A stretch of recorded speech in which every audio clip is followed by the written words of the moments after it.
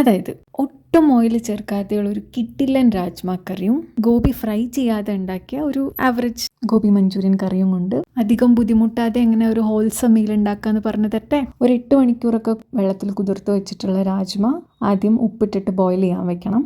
പിന്നെ ഒരു തക്കാളിയും ഒരു സവാളയും കുറച്ച് ഇഞ്ചിയും വെളുത്തുള്ളിയും കൂടിയിട്ട് വെള്ളത്തിൽ വേവിച്ചിട്ടെടുക്കാം.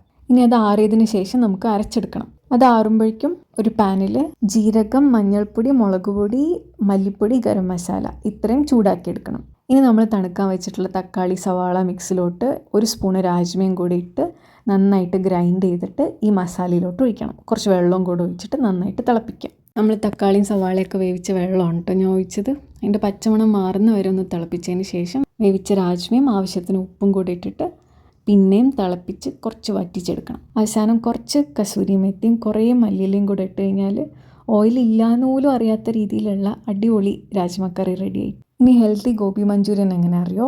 കോളിഫ്ലവറൊക്കെ കഴുകിയിട്ട് തിളച്ച വെള്ളത്തിൽ ഉപ്പിട്ടിട്ട് കോളിഫ്ലവർ ഇട്ടിട്ട് അടച്ചു വെക്കണം.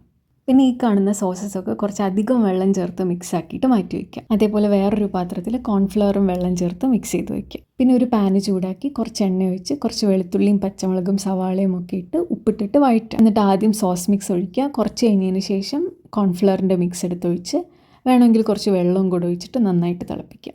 കുറച്ച് കുരുമുളക് പൊടിയും കൂടെ ഇടാം. എന്നിട്ട് അവസാനം നമ്മൾ ചൂടുവെള്ളത്തിലിട്ട് വെച്ചിട്ടുള്ള കോളിഫ്ലവർ ഇതിനകത്തോട്ടിട്ടിട്ട് നന്നായിട്ട് മിക്സ് ആക്കി കഴിഞ്ഞ് കഴിഞ്ഞാൽ ഫ്രൈ ചെയ്യാതെയുള്ള ഗോബി മഞ്ചൂരിയൻ റെഡിയായി. പക്ഷെ അത് ഭയങ്കര ടേസ്റ്റ് ഇല്ല, എരിവും കുറച്ച് കൂടുതലായിരുന്നു. അതിലുള്ള ചില്ലി സോസ് കുറച്ച് എടുത്തതിൻ്റെ പകുതി ചേർത്താൽ മതി. പക്ഷെ ഓവറോൾ ഇതൊരു കിഡിലൻ ഹോൾസം മീലാണ് which can be made in less than 45 minutes.